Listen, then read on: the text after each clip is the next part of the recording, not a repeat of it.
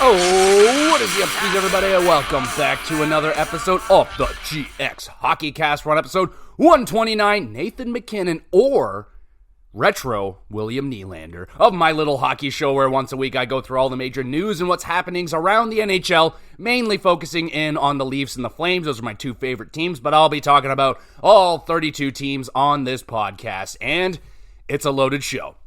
We got the Four Nations rosters reaction. I'll take a look at the rosters, who got snubbed, who's the surprises on each team, and of course, who's the favorite to win the tournament. And there was a big old trade out of Columbus. A certain young right shot defenseman is no longer a part of the Columbus Blue Jackets. Where'd he go? We'll talk about it. But first, I think we got to talk about the Four Nations announcements and the teams and all that stuff. I held off the show for an extra day because I thought they would have the announcements and the rosters all ready to go when I woke up on Wednesday, but no, they had to drag it out throughout the whole entire day. So I says, you know what I says? I says, I'm gonna wait till Thursday. So here we are. We're doing it on Thursday. So now we can take a look at the Four Nations rosters, see how we feel about it. Let's start with an easier team to digest. Let's start with the Finnish team here. So on forward, you got Sebastian Aho, Joel Armia, Alexander Barkov, Mikael Granlund, Eric Haula, Rupe Hintz, Kaapo Kakko, Patrick Laine, Arturi Lehkonen, Anton Lundell, Eetu Luosterainen, Mikko Rantanen, Teuvo Teravainen. That is your forward group. On defense, you have Jani Hakanpää, Miro Heiskanen, Esa Lindell, Nico Mikkola, Olli Maatta, Rasmus Ristolainen, that's a fun one, Juuso Välimäki, and in net they have Kevin Lankinen, Ukko-Pekka Luukkonen, and Juuse Saros. It's a nice team.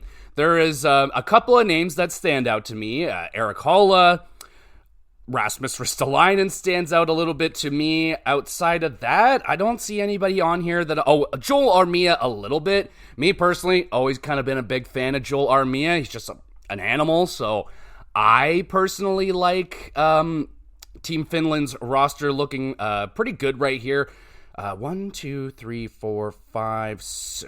Okay, looks like Rasmus Ristolainen is probably going to make the everyday roster. Now, I do realize that Rasmus Ristolainen is not the defenseman that he was in Buffalo. He's not, he's definitely quieted down since his contract has gotten a little bit more respectable.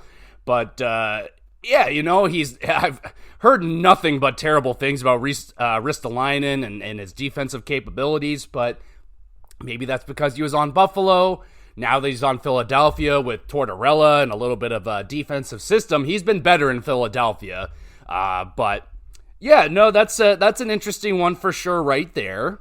But looking up and down the Finnish roster here, it doesn't scare me. Like it's a pretty well constructed team. Like you have some top end talent like Aho. You got Rupe Hintz. For a second, I thought that said Patrick Kane, but that's Patrick Laine. And Laine just returned. He scored a goal in his first game back. So, you know, again, this tournament isn't for a little while, and a lot of things can change. Like, guys that got snubbed, they could make the team still. There could be injuries. There could be a lot of things that happen until the actual tournament takes place, which is, I think it's in February, so there's like around 2 months, basically, until, so other guys can get in. But regardless, Kaapo Kakko is on the team, the young Ranger. We'll see what kind of impact he can make. I'm interested to see what Anton Lundell can do on this team. He was very, very good in the absence of Barkov. When Barkov was down for Florida, he stepped up big time. They do have some like dogs on the team, like I said, like Joel Armia. I really like Arturi Lehkonen on the team. They have some pretty good defensively responsible guys there in terms of forwards. Aho's always been good two-way. Even Kaapo Kakko, like I've heard good things about his two-way game. Rupe Hintz. Yeah, man, it's Eetu Luosterainen.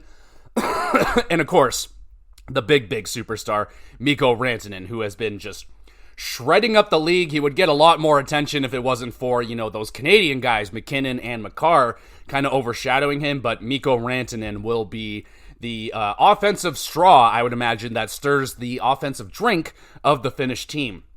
On defense, a little bit light. You do have the superstar in Heiskanen. Outside of that, they don't really have anyone that really scares me here. So they have the Dallas. They're not a pair, though. Heiskanen and Lindell, they don't play together usually. Oli Mata on the team, he doesn't usually, I don't even know if he cracks like every NHL roster on a regular day. So their defense is a little bit light. Jani Hakanpää, he may not even play with all of his injury situations. So yeah, their defense is a little bit light. Goaltending, pretty good. Kevin Lankinen's been pretty fucking awesome for Vancouver. Up and down, but mostly good. Ukko-Pekka Luukkonen, he has his moments, but maybe if he's on a really good team with a good structure and everything, Ukko-Pekka Luukkonen, who knows, maybe he could be the starter, but I think it's safe to say UC Saros, as of right now, is going to be the starter for the Finns. He's been excellent on a very, very mediocre, subpar performing Nashville Predators team. He's still a bright spot on that team, playing very well for them, so they're pretty good in net. Defense leaves more. I would like they could be better on defense, and their forward group is really good, but I don't know if it's quite great in terms comparing it to some of the other rosters in this tournament. So with the Finns, like I said, it's a good, not great. Let's go to Sweden.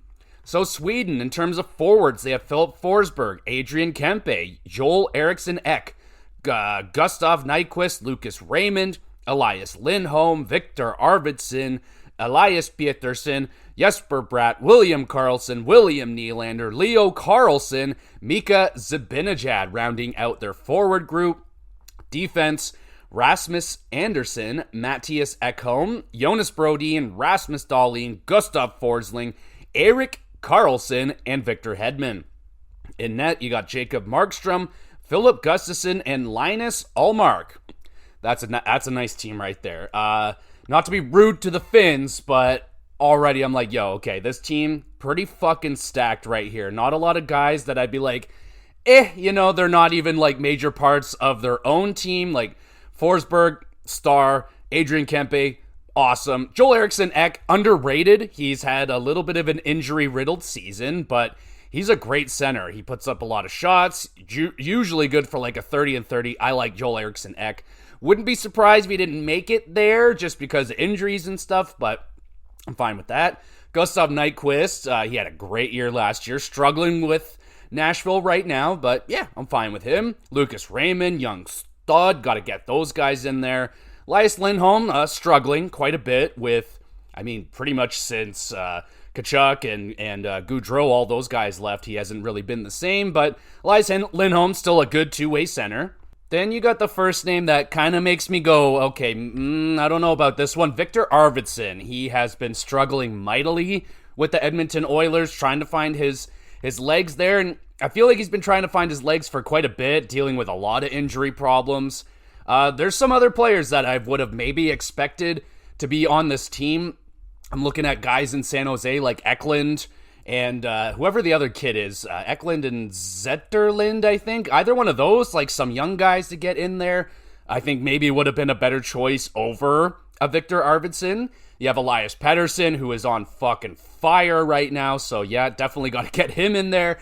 If they announced it early in the season, some people might have been on his ass about it, but he's been spectacular lately, so I'm good with that. Jesper Bratt has been destroying the league, so absolutely got to have him there. William Karlsson, Wild Bill, two-way center, he's great. William Nylander, oh baby, I am excited to see William Nylander representing Sweden. That's going to be awesome. Super confident. Willie's been playing great this year, putting the puck in the net. Yeah. We got Leo Carlsson. I like this. Probably a future lock-in for Team Sweden in the future, and why not get him in here now? Young Leo Carlsson. He hasn't emerged yet as a star in the NHL just yet, but it looks good. The Ducks have been bringing him along pretty slowly, and it could be really exciting to see. He's probably going to slot in on a fourth line, something like that. Not going to see a lot of him, but who knows? Maybe he emerges in this tournament. And Mika Zibanejad. Rangers struggling a lot. Again, they could get out of it by the time the tournament takes place, but I imagine Mika Zibanejad, not at his highest confidence level right now, but Mika Zibanejad, one of the best goal scorers in the league besides, Austin Matthews and stuff. This guy can score. So, yeah. The only thing I'm noticing about that forward group, there's no, like who's their psychopath here? Like, who's the guy that's just hitting and being crazy? I don't see it there in their forward group. Let's take a look at defense. Anderson, he's been great with Calgary. Matthias Ekholm, he's been struggling a little bit this year with Edmonton, but we know defensively he is sound. Jonas Brodin, great defenseman. Rasmus Dahlin, great defenseman. Gustav Forsling, great defensive defenseman. Erik Karlsson, so there's a lot of contention with Erik Karlsson. He's not the defenseman he used to be, but it's Erik Karlsson. He was already announced to the team, so there's not really a lot they can do. They could maybe shelter him, keep him as a power play guy, try not to have him out there against the best competition because we know his defense is not good. So hopefully pair him up with a guy like Victor Hedman that is good at defense and try and shelter Erik Karlsson. I imagine that's all they can really do. 1, 2, 3, 4, 5, 6, 7. He could be the 7th defenseman, man. I would, at this point in Erik Karlsson's career, I would take all those other defensemen over him unless we were dying for offense or something. But yeah, I don't know how much Erik Karlsson's actually going to play. You got Victor Hedman, the fucking man. I love him. And in net for the Swedes, you got Markstrom. He's been really good for New Jersey. Philip Gustafsson's been out of control for Minnesota, and Linus Ullmark hasn't been playing good for Ottawa, but there hasn't been a goaltender that's played good for Ottawa since Craig Anderson. We should have Craig Anderson studied. How was he so good in Ottawa when no goaltender can be good? It doesn't matter what, it's crazy, the goaltending anomaly that is the Ottawa Senators. But they have a little bit of a goalie controversy. Who is the starter? You would probably go with Markstrom for that, the veteranness, and he's been playing good this year, but Philip Gustafsson's got the better numbers. He's arguably the best goaltender in the league right now this year. He's been out of control, so I wouldn't be shocked if Gustafsson steals the net, but it seems like it would be a battle between Markstrom and Gustafsson. No shade to Ullmark. He's outstanding. He could easily take it. It's just that I imagine his confidence might be shook playing in Ottawa, and he's been playing in Ottawa, so he hasn't been that good, honestly. But this team, this is a good-ass team right here, man. This is a great team. I would say they look better than the Finns. There's no one really on this team that makes me go, oh, I don't know, really badly. Victor Arvidsson's I would have maybe slotted in one of those young guys in San Jose instead. And then, like I said, Erik Karlsson, I think he'll be fine. You can shelter him. They may not even play him every single game, but I'm not too worried about it. I think he will be able to be covered with the likes of a Victor Hedman. He'll be stuck with a guy that will be able to cover for Erik Karlsson's defensive deficiencies. This is a sleeper team. I'm not going to sleep on Sweden. They're good all the way up and down. Their goaltending's excellent. Their defense is excellent. And they got skill. They got a lot of skill. The only thing that they're missing, that I'm seeing, is they lack that physicality, which has always been a stigma with the Swedes. They don't play very physical. They're fast passing, high skill, good defense teams, but with good goaltending, we'll see. I don't know how this tournament's going to play out yet. It does look like that element of physicality, that crazy element might be the tipping point with this tournament, because obviously every team's going to have skill. It's the best players available. They're going to have skill, but we're seeing that other teams are taking bites at bringing in some of that crazy, bringing in some of that physicality that might be able to give them an edge. So we'll see what's going on with that one. And again, there could be injuries. They could potentially add in some guys. Maybe the storyline gets some momentum and people are like, oh, fuck, the Americans got this toughness and the Swedes don't, and maybe they add in someone that's just a little bit, maybe he's got a screw loose and they can have that element. Now, I can't think of off the top of my head what Swedish guy fills that role, but I imagine they can find someone to fill that role. Let's go now to Team America. Team America, USA, yeah. We got the forward group: Matt Boldy, Kyle Connor, Jack Eichel, Jake Gensel, Jack Hughes, Jack Kreider, Jack Larkin, Jack Matthews. I'm just kidding. Chris Kreider, Dylan Larkin, Austin Matthews, JT Miller, Brock Nelson, Brady Tkachuk, Matthew Tkachuk, and Vinny Trocheck. I like that group. Now, a couple of interesting notes. JT Miller, he's not with the team right now with Vancouver. He's going through some shit. What shit is he going through? I have no idea, man. I have heard everything from... I don't even really want to bring up the rumors because I don't know, man. They don't ring true to me, so I'm not saying nothing until I hear something official. But all I've heard, I think it was from 32 Thoughts, is that he's working on himself. So there's that. I have no idea. All we can hope for is that he comes back as soon as possible for the sakes of the Vancouver Canucks and Team USA. It's a great sign that he's on the roster. That means rather maybe he's let them know that, like, hey, I'll be back before the tournament or something. That is at least a decent sign for JT Miller that he could be back sooner rather than later. Hopefully. You got Brock Nelson. All right, sorry, I already talked about, but Brock Nelson is a little bit of a like, oh hey, he's super underrated. He's a very, very, very good player in New York Islanders. Just doesn't get a lot of love because he's on the island, but I'm fine with that. Chris Kreider, some people might be like, hey, what the fucking fuck? But Kreider's been nothing but clutch throughout his whole career, so I kind of understand the addition of him. He steps up when it means something, and this tournament probably means something to him, so he's going to play his heart out. So I'm understanding of that pick as well. There's definitely going to be some snubs, but we'll go to defense. Brock Faber, Adam Fox, Noah Hannafin, Quinn Hughes, Charlie McAvoy, Jacob Slavin, and Zach Werenski. Holy shit. That is a defensive core. That core scares the hell out of me. I mean, Brock Faber, he's young, but he's a stud. Adam Fox, stud, like perennial Norris contender now. Noah Hannafin,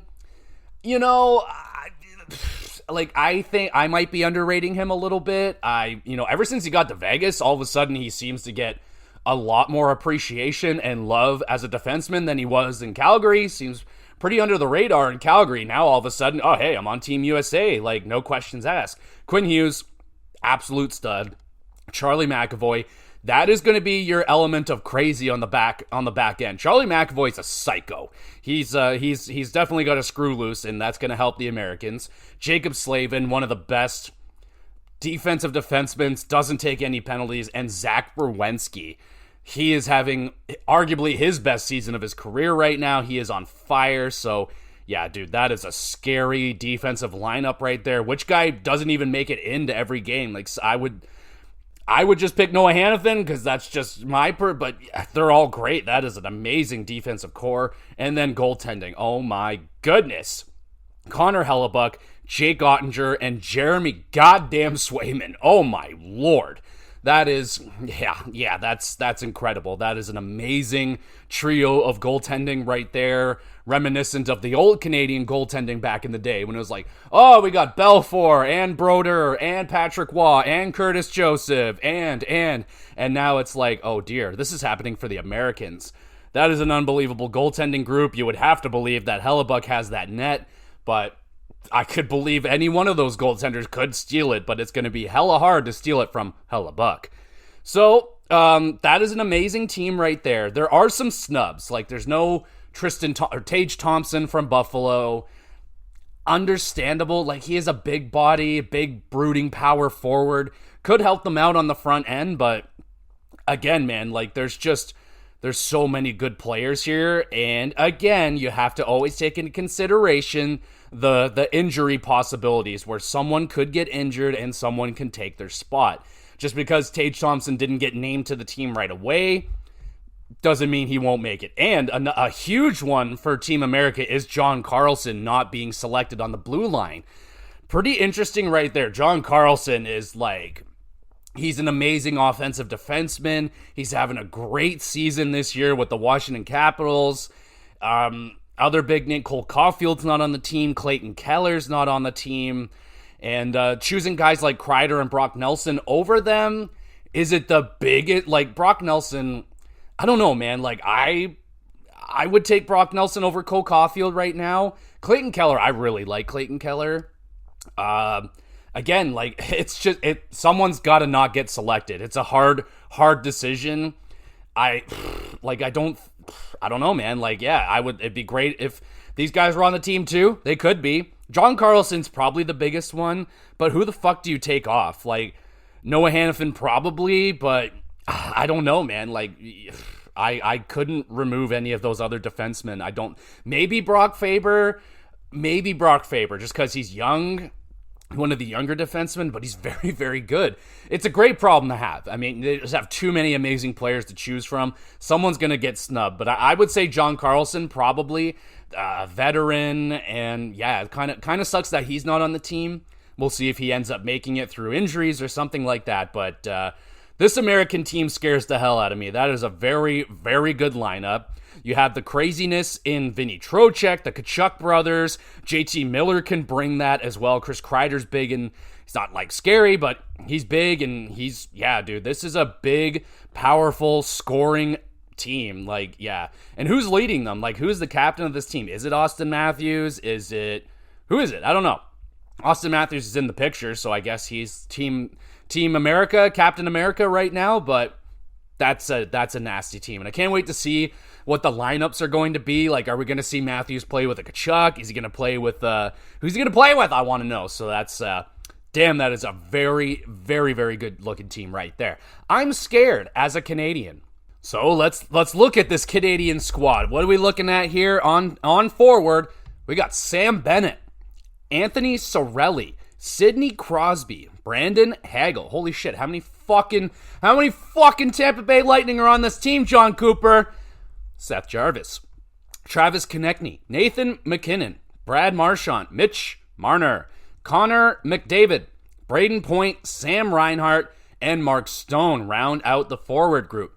Defense, Cale Makar, Josh Morrissey, Colton Parayko, Alex Petrangelo, Travis Sanheim, Shea Theodore, and Devon Taves. And in net, it's Jordan Binnington, Aiden Hill, and Sam Montembeault. Okay. Okay, we got some things to unpack here. So, clearly, John Cooper has his fingers all over this team. You got the likes of Anthony Cirelli, Brandon Hagel, and Braden Point. That's 3 Tampa Bay Lightning on the forward group, and on the back end, they don't have any. So, I mean, I'm not even mad, because these are great players. Anthony Cirelli is having an unbelievable season. Normally, he is that stalwart defensive forward, but he's emerged offensively this year as well. So, and he's also a prick. Absolute prick to play against. He's just a dog. He's an absolute dog. So I can understand Cirelli. You got Sam Bennett, who's, I don't know, man. Like, I like Sam Bennett a lot, but are the Canadians pushing too far into that physical? Remember that Team America that didn't have Phil Kessel on it? And they were like, yo, we're the big brooding Americans, big and tough and grinders on the team and shit like that. Is Team Canada doing that this time around, where they're like, yo, we have the skill, we have talent, obviously, but we want to focus a little more on physicality, maybe throw the Americans, throw the Swedes off their game a little bit, and bring in guys like Sam Bennett, Anthony Cirelli, even Brandon Hagel. Brandon Hagel is a monster. He's a little animal out there. He's amazing. He's an amazing player. He's putting up tons of points right now. You got Sidney Crosby, Captain America, or Captain Canada, I would imagine here. He's the man. Yes, he is older, and he's still amazing, though. I mean, he's older, but still amazing. Seth Jarvis would probably be the biggest surprise on the team. I don't think anyone really had Seth Jarvis even as a maybe on this squad, so that one it's not like alarming, like, oh my god, like, who is this guy? Like, he's a really good player and everything. It's just like, I don't really understand that pick right there. No disrespect to Seth Jarvis. He's outstanding. You have Travis Konechny, another guy who is just an animal, kind of an asshole to play against. Like, and he's got a lot of talent. So another guy that kind of fits that mold. You got Nathan McKinnon, who kind of also fits that mold. He's a psychopath out there. He's flying around. He's extremely intense, but also one of the most skilled players in the NHL. Brad Marchand, Not the same Brad Marchand as he used to be, but I imagine he will find another gear. He'll find a different level for Team Canada. He always seems to find that when he plays for Canada and playing with Crosby and stuff like that. I could see a line of like Crosby, Marchand, and Marner working out pretty well, but Brad Marchand, he's not the same player. He will still get in their kitchen. He will do that. We'll see how effective he is this time around. You got Marner at the height of his confidence right now. He is just being awesome. Really excited to see him go up against Matthews. That'll be a lot of fun. Connor McDavid, do we have to say anything? Braden Point, outstanding player, man. I'd say underrated a little bit. The guy's been a 50-goal scorer. He's, again, a little bit of an animal, kind of a dick to play against. Sam Reinhart has been outstanding, and Mark Stone. Hopefully Mark Stone is nice and healthy and ready to go for the team, because we'll need that absolute dog of a two-way forward that can steal the puck away. He will be very important to Team Canada, I would imagine. But yeah, man, I'm not like blown away by this forward group. I really am not. There's definitely some omissions. Like a lot of people are surprised with the lack of Zach Hyman. I'm not. I am not. I know he has the chemistry with McDavid, but the play that he has this year, it's just not there. I could easily see him getting added to the team later. I wouldn't be shocked if that happened as well. There's a ton of guys that were left from this team. Adam Lowry, I mean, he was considered a lot. He's a great two-way forward. He would fit in to that mold. He's kind of an asshole to play against. Morgan Rielly, I'm sad he didn't make the team, obviously. He's been playing very, very good, but I feel like there's just some other defensemen that might be a little bit better suited. I just don't think Morgan Rielly's defensive game is the strongest. He's a great puck-moving defenseman and all of that stuff, but I don't know. I think they're going to want to focus on a little bit of speciality on the blue line, as you can see with guys like Travis Sanheim. He's I can't confirm it 100%. I know he's stepped up over the last few years under Tortorella, but I feel like he's kind of that penalty kill specialist they want to bring in right there. But they have a lot. And Colton Parayko is the other one. I was just like, what the fuck? I haven't kept tabs on Colton Parayko, but I always felt like people shat all over this guy for years now. And he's been a trade target for St. Louis for quite some time, but here he is. Has he bounced back really strong in the last year or so? Maybe, but I'm rather surprised Colton Parayko's on this team. I mean, he's big. I don't really know. I'm a little bit surprised by that one, quite honestly. Josh Morrissey, fantastic. Cale Makar, obviously. Pietrangelo, obviously. Shea Theodore and Devon Taves. I feel like, yeah, very, very strong, but that American defense, I think, is just better. And then the net. Yeah, this is probably the weakest goaltending I can recall Canada having for quite some time. There's no more Carey Price anymore that can really hold that load, but I'm not like, oh, this is going to end it. If it was Sam Montembeault alone, I would be a little bit nervous, but Binnington's a good goaltender, and so is Aiden Hill. I'm not that worried. I think they're good enough that they would be able to give you good enough goaltending to win games. Are they going to steal games away? I don't think so. I wouldn't be counting on that. To they? Sure, why not? Any goaltender could steal a game. They can have the game of their life, but I'm not like, this is going to end Canada. It's definitely the weakest part of their team, but it's not going to end them. I believe in Jordan Binnington. With a better defensive system in front of him, I think he'll be just fine. He's been really good the last couple seasons. Aiden Hill's been really good. Won a cup. And yeah, Sam Montembeault, I think he's just kind of here. Maybe someday he'll be a legitimate goaltender for Canada. Yes, he's on the team. I don't think we're going to see a lot of Montembeault, if any at all. He's not been good this year, but he's been playing on a terrible Montreal Canadiens team with a terrible defense. So how much can you really blame him? I think this is kind of a good faith pick for future teams of Canada. Hey, Montembeault, we know you're struggling this year, but you're kind of going to be our guy for the future. There's not a lot of other Canadian goaltenders. He's young. He's probably going to make the team again down the future. Maybe he'll be on the Olympic roster as well. So might be a good faith pick. But there's a lot of guys that were left on the team. Robert Thomas is not on the team. He was dealing with a lot of injuries, so slightly understandable. So maybe he gets on the team a little bit later. Still trying to find some names here. John Tavares didn't make the team. I mean, yeah, it's disappointing. He's been outstanding since he's gotten over his sickness or whatever, but he's slow. He's, so there's reasons I understand why John Tavares didn't make the team. He's a great player. Stuart Skinner, I mean, again, that could have been another good faith pick. Would you have gone with Montembeault over Skinner? I would personally, yeah, I'm fine. I would go with Montembeault right now over Skinner. Skinner just seems like an absolute, just a lost ship right now that maybe playing on Team Canada could have righted that ship a little bit, but is it worth the risk? I don't know. And again, it's not, Stuart Skinner may, if he even got selected, doesn't mean he's going to play any games. He's just going to maybe sit there, but yeah, man, there's a lot of guys that didn't make this team.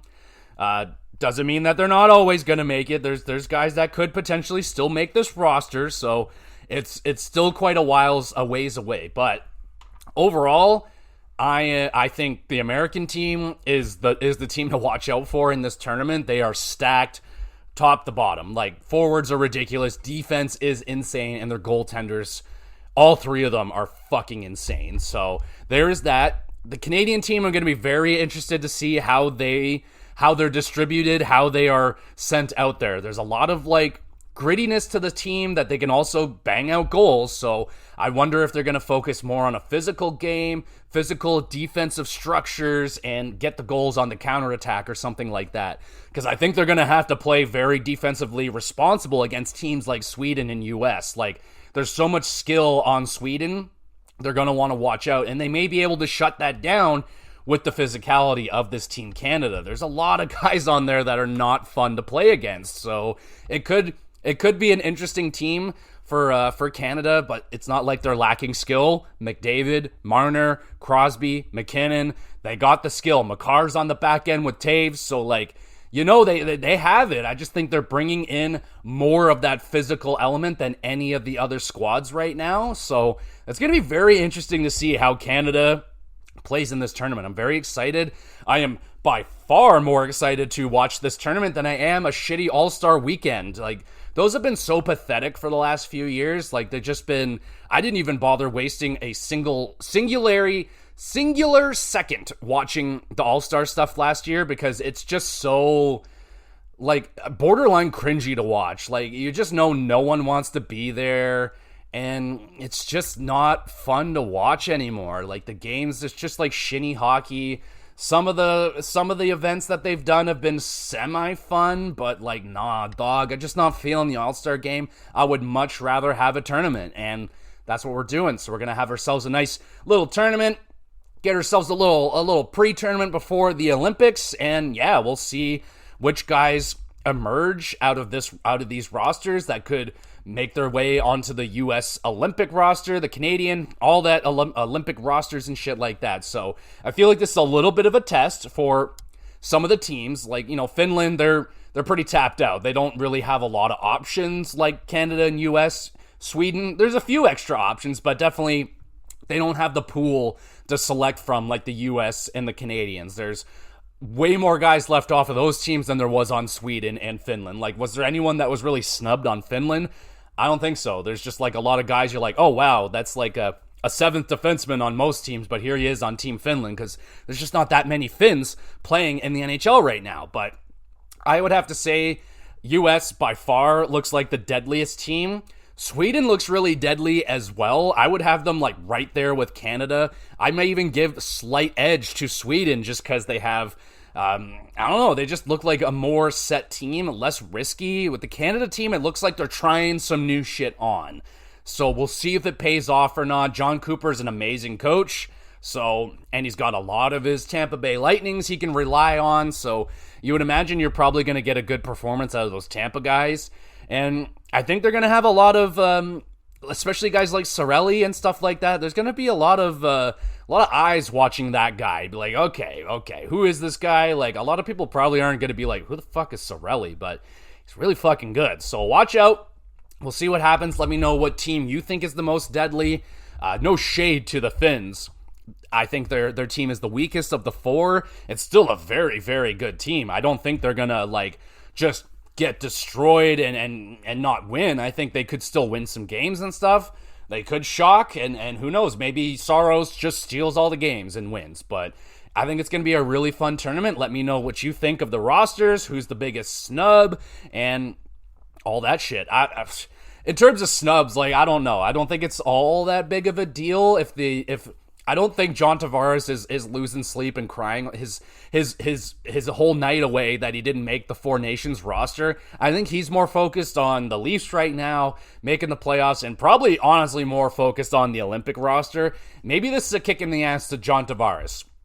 I don't know. Like, I think he's doing just dandy, but maybe it lights a little fire under him. Even Morgan Riley, be like, hey, maybe some of these deficiencies of my game, these are the things that kept me off Team Canada. Now, I don't think John Tavares is all of a sudden going to become one of the fastest skaters in the NHL, but I don't know, could light a fire under some of these guys that didn't make the team that really wanted to. But other than that, a lot of guys are just going to take the vacation and happily take it, so there's that. But there you go. We finally got the rosters, and that's what I think about them. I think Team USA is the team to beat in this tournament. But hey, let's move on. Let's talk about some trades. I've been missing trades, y'all. Let's go back and talk about a few trades before we talk about that big one that went down with Minnesota and Columbus. Quickly, hey, did you know that Daniel Sprong went to Seattle for nothing from Vancouver? Well, that did happen. Washington acquired Lars Eller back from Pittsburgh for a third and a fifth. All right. Here's a bigger one. So Pittsburgh acquires Philip Tomasino, 27 years old, center from Nashville, for a fourth-round pick in 2027. And so far, Tomasino has slid right in to Pittsburgh and has been fine. I think he's put in points or goals in all three of the games that he's played with them or something so far. So again, this is another guy that Nashville's let go. They've already let Dante Fabro go for nothing. He walked to Columbus, and he's been spectacular for them. Now Tomasino goes for a fourth-round pick, and he's been good for Pittsburgh. What the fuck is going on with Nashville right now? Okay, so there is the transition of Barry Trotz, coach, to Barry Trotz, the GM. Is it working? Is it working? I don't know. It doesn't look like very good so far. He made all these moves. Now, nobody gave him shit for Shea and Stamkos and Marchessault being brought in. Everyone was like, that is slam dunk. We love it. Great, great, great. So we can't fucking change our opinions now and be like, oh, that was a bad move. But some of the trades that this guy is making is questionable. Letting Askarov go when you really didn't have to. And now you're trading around for goalies and shit like that. I think Askarov could have been your backup this year, and that would have been just fine. I don't think that would have been a problem. And yes, you kind of got yourself in a situation given Saros a big contract, but it doesn't mean that Askarov's future in Nashville was completely over. Like, I don't know, man. Like, there's a lot of questionable moves that Barry Trotz has done so far as a GM. Trades Tomasino, seems to immediately lose that trade. Lets Dante walk, seems to immediately lose that move. And now he acquires Justus Annunen, and they send out Scott Wedgwood, a goaltender. They pick up a 6th-round pick somehow. So now they have another young goaltender when they already had a really good elite young goaltender in Askarov. So why'd you make that deal in the first place? It's just like, I don't really know about that one. So definitely a lot of questions going around with Barry Trotz. Is Andrew Burnett's job on the line? I mean, it's starting to look like it, even though people have identified that the team makeup just isn't it. Like, we saw there was the interview with Stamkos this week, a very clearly frustrated Stamkos, where he's basically saying, like, yeah, this team doesn't have a Kucherov. I don't have anyone to get me the puck the way that I was getting the puck handed to me in Tampa, and we're not scoring. We don't have the guys to fucking get us the puck. And when you look at their center makeup, like, yeah, they don't really have that elite playmaking center. Ryan O'Reilly's not really a playmaking center. They had Tomasino centering Stamkos and Marchessault, and like, Tomasino's a fine player, but he's no playmaking master over here. They can get that creatively can get them the puck in the way that they want to get the puck. So there's just a lot of frustration going around in Nashville. They're still bottoms of the league. They're starting to slowly kind of piece apart this team. And where do you go from here? There really is no coming back, I don't think, for Nashville this year. They can keep trying to make these little trades, but like I don't know, man. Like at this point, I feels like they're just throwing darts at the dartboard and trying some shit on it. Like, all right, let's send this guy out, and oh shit, well he's good over there now. So clearly there's something going on. There's something wrong in Nashville where they're not utilizing the players properly, or they just don't have the right players right now. And it seems like they brought in a bunch of scoring, but they didn't bring in anybody to dish the puck to those scorers. They could use some playmakers. They need some playmaking centers. They need some creativity on the wings. And yeah, it'd be great if you could just throw a Kucherov on Nashville right now. That might solve all their fucking problems. But it's a big, nasty problem right now in Nashville. And where does it go? Could they fire Andrew Brunette, and could we see Trotz doing double duty, being the coach and the GM at the same time? Maybe Trotz should just go back to coaching, and they should bring Poyle back out from retirement. Like, yo, we'll slap you right back in here, and we'll just pretend nothing happened. I don't know, because like right now, it's just a disaster in Nashville this whole season. Just not going the way they would want it to. But things are going pretty well for Minnesota, I must say. And they just added a 6'4" young right shot defenseman in David Jiricek. And they also bring in a 5th round pick in 2025 from Columbus. So we've been hearing about this Jiricek situation for like a year plus now, where Jiricek is struggling to get into the lineup consistently.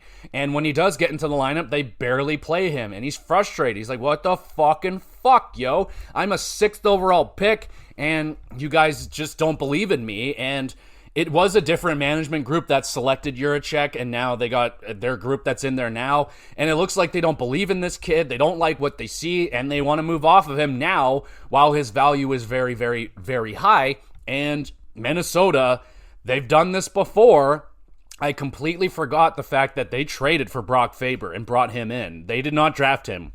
He was brought in a trade from LA, I believe. I'm not 100%, but they've done this before where they brought in young right shot defensemen from other teams and they built them into superstars. Brock Faber has a massive contract now and is their top right shot defenseman. So things look good for Minnesota. They bring in this kid. They have a great history of developing defense.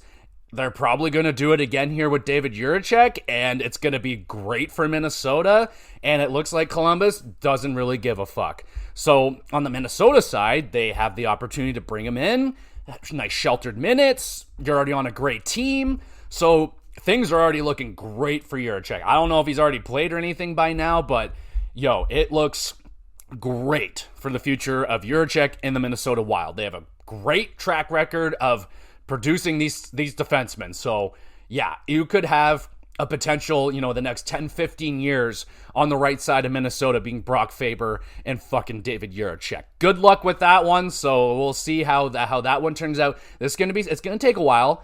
Today, Minnesota wins the trade because they get the better player. They get a player now. Now, all the Columbus shit, we won't know for a very, very long time, but with Columbus' track record, their track record is terrible with draft picks and development, and basically they're just pushing this can down the road again. They're like, all right, we got another prospect, we don't know what to do with him, trade him off, we'll bring in some more picks, we'll pick another guy we don't know what to do with, and then we'll trade him off, and we'll just continue the cycle of not knowing what to do with prospects. Like, right now, they have a couple that are emerging with Voronkov and Marchenko, and Werenski was a great pick, but man, there were so many whiffs with the Columbus Blue Jackets, and a lot of them go off to be great players elsewhere, so we'll see what happens. But Columbus acquires Damon Hunt. He's a defenseman, don't know anything about him.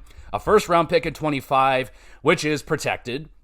Top 5 protected, I do believe, so I don't think there's a worry about that one. Second-round pick in 27, third-round pick in 26, and a fourth-round pick in 26 as well. Again, I don't think this bothers Minnesota at all. They have draft capital. They have cap space. They are set. And the fact that they are already this good and still have that massive cap penalty on their books for Parise and Suter, and they're still this good, and they're adding guys like David Jiricek, oh my goodness, watch the fuck out for Minnesota, y'all. These guys are building something special over there, and I think, without a doubt, today, Minnesota wins this deal.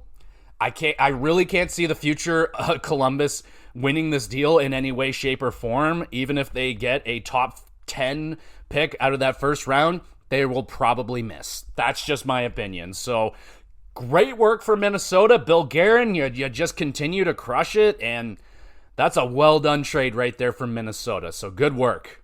But what isn't good work around the NHL is the immense amount of injuries that have been going on. You got Tyler Seguin. He will be out 4 to 6 months. That's fucking terrible. I mean, he's not like the Tyler Seguin of old, and he's not like the biggest, most important player on the Dallas Stars anymore, but he's still Tyler Seguin. I really like him, so it sucks to see that he'll be out for a huge portion of the remainder of the season. Hoping he'll be able to make it back for the playoffs, but that is a big injury. Canucks, they put defenseman Philip Hronek on LTIR. That's another big blow to their blue line. That sucks. Tijik Ginla, he's not playing in the NHL right now, but he is out for the season after hip surgery. So that is a huge blow for the young man right there. That's the end of his season. Rasmus Dahlin has been dealing with back spasms. Ducks, Zegras, he exits after an awkward fall. There's just a lot of injuries going on right now. The Minnesota Wild are dealing with 3 players that are week to week with injuries. Flames, Kirkland has season-ending knee surgery. I mean, holy crap. Jets place Nikolai Ehlers on injured reserve, and they have to recall Adam Lambert. So, yeah, there is an abundance of injuries going on in the league right now. It's kind of not really a news story. But on a positive note, Austin Matthews returned from his not serious injury whatsoever that kept him out of the lineup for 8 games. Not a big deal, but he's back, and he looked great. He scored a couple goals the other night against, who the fuck they play last night? Nashville. Just dealt with Nashville. Pretty boring game, not going to lie. Didn't really pick up until the third period where the Leafs were like, all right, we're going to win this game, and they did. But Austin's looked good. In his return, he looks rejuvenated. He and Marner were cooking the other night. Some really nice looking passes. And again, that was my worry when Matthews comes back, that Marner's gonna go back to just being the pass man and forget how to shoot. You got to keep that shot, man. You got to keep that shot. You got to keep goalies and teams second guessing. They don't want to just be like, okay, he's gonna pass the puck. Obviously, he's gonna pass the puck. Keep that shot going. So far, so good with the return. They have been playing together, which I thought they weren't going to do. Now they do that to generate offense. They were looking for a goal last night, so they put those two together, and they found it. They found 2 goals out of it. So it did work, and we'll see what the future is for Matthews and Marner, how much they will play together in the future. I'm still of the belief that they're better separated. I think if you can, in a perfect world, if you can have Matthews, Marner, and Nylander on 3 separate lines, and you have them running a line per guy, that is the best way to utilize the amount of money that they're paying them. So that would be the way that they should be utilized. And so far, it's been pretty good. It's been working out pretty well.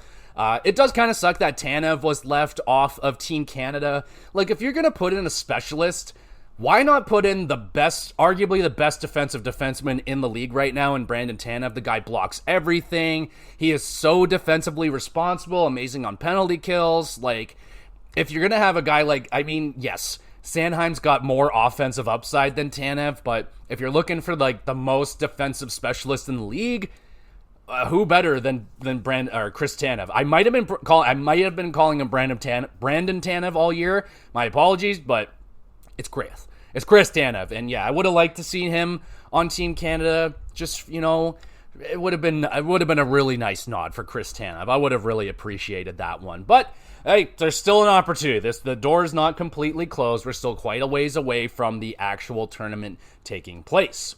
And I would like to finish it off by taking a look at the most updated trade board. I believe this is Chris Johnson's trade board.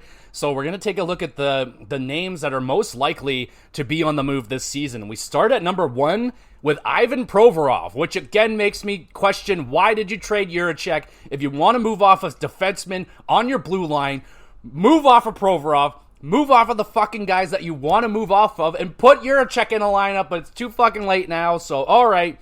So I will not be surprised when Columbus trades off 3 of their defensemen on their blue line. They go, oh, we don't have any more defensemen, durr! And Yeah, so there's that. Ivan Provorov. What could Ivan Provorov bring? I do believe that they want a first-round pick for him. $3.8 million cap hit is okay. He's 27 years old, but I don't know. He hasn't been all that great. Next up, you have Marcus Pettersson in Pittsburgh, another defenseman, $3.8 million market value. 28-year-old left shot defenseman. Says he's rangy and reliable, but there's nothing flashy about Pettersson's game. Again, Pittsburgh could move off of him. He could be a nice piece to add to someone's blue line. Anaheim Ducks, Cam Fowler. He is currently, it says his market value, $800,000. Current AAV of 6.5. 32-year-old left shot defenseman. And yeah, dude, it could be, this could be one of those nice ads for a team where, think about Lindholm when he left, Anaheim for Boston and how just rejuvenated he was when he first got out. That could happen for Cam Fowler, and he can just rejuvenate, maybe get on a playoff bound team, and who knows, that could be an amazing addition for a team to pick up a Cam Fowler. Number 4, they got Taylor Hall in Chicago, which is a little bit surprising. I know he hasn't had the greatest run in Chicago. He got benched, and he hasn't really been, all that great of a partner, running mate for Connor Bedard. It's a little crazy that they would want to get rid of one of the more talented wingers that they have that could play with Bedard, but I don't think there would be a lot of value for him right now either. He is currently making $6 million, 33-year-old left shot forward, a winger. And he's a little bit expensive. I don't think you would get a lot for him. Number 5 is Mikael Granlund, who has been just destroying it over there in San Jose. He's been scoring a lot. He's played some playoff games. He's 32 years old. He's got a $5 million cap hit. And yeah, man, that could... Now, this would be one that would probably end up being just a little bit disappointing. I don't think he would score the way that he is on San Jose if he gets traded somewhere else, but could be a really good addition as well. He's versatile. I like that player. Frank the Tank Vetrano, oh baby.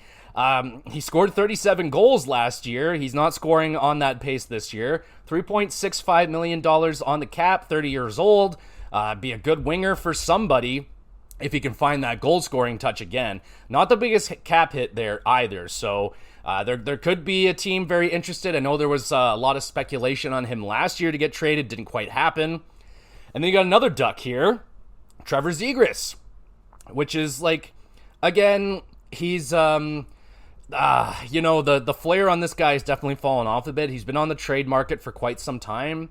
He's still young. He's got a lot of talent. It's just, I don't think the Ducks see the future. And the Ducks don't see this guy in the future with their team. He's 23 years old. He's a forward, center. And he's making 5.75. He's a little rich for the production that he's doing right now, but it just might not be a good fit with him right now in the Ducks. The Ducks right now are a very strict coaching team, and Zegras looks like he likes to have a little bit of fun, likes to goof around a little bit. Maybe not something you would want on a team that you would expect or hope to have playoff ambitions in the future. You don't want a guy that's just a loss here and there, not a big deal, let's go out and party. I'm not saying that's the type of guy Zegras is, it just kind of seems like it. But yeah, here he is on the trade market yet again. We'll skip number 8 because that's David Jiricek. Rasmus Ristolainen, number 9. I mean, he's a big veteran defenseman. Yeah, there could be some teams interested in him. And very interesting, rounding it out at number 10, is Brad Marchand. My goodness. We got a former star winger, and he is struggling. He's off of 2 surgeries, lifelong Bruin. Is it making him look better than he is being a Bruin and staying in that system? Would he get exposed if he got traded out and tried to fit into a new system at this point in his career? Or could it be an amazing fit for him somewhere else? Imagine Marchand on a Florida. Imagine Marchand on a Winnipeg or something like that. I don't know. But the fact that Brad Marchand is a possible trade target, that is insane to me. That's amazing. And it would be so cool. Maybe, well, I mean, it would make no sense for Brad Marchand to go to Pittsburgh right now, but maybe he goes to Colorado. That would be fucked. Oh my goodness. But anyway, I think that's where we're going to leave it off on a fun conversation right there. Who do you think of these 9 guys that I've listed off could potentially get traded? And, Brad Marchand being number 10 makes me think that, okay, it's a slight possibility, not a huge, not a big chance he's going to get traded. I would side more on the side of unlikely he gets traded, but guys at the top of the list, Ivan Provorov, Pettersson, Cam Fowler, I could see those guys getting traded definitely. Taylor Hall, maybe. Zegras, I'm surprised he hasn't been traded yet, but yeah, man, there's some names out there. Are you interested in any of those names? I mean, me as a Leaf fan, I would take a look at, can you imagine Brad Marchand on the Leafs? Oh my God. Frank Vetrano would be pretty fucking sweet, I think. I kind of wanted him last year, but that'd be a target I think I would like the Leafs to take a look at. But let me know what you think of those targets, and I think that's everything I can squeeze in for today. Thank you, everybody, so much for listening. You the best. If you want to be even more of the best, make sure you're reviewing and liking the podcast. Share it around with a few thousand of your friends and enemies and all that great stuff. I upload all of these episodes to the YouTube channel GamerGX Videos. The links are in the description. Follow along on YouTube. Drop a comment. You want to answer a question answered live on the podcast. Send your questions in about wrestling, video games, or hockey. I got a Twitter page. Everything's in the description. Go check it out. And we'll be back with some GX Plus. Yeah.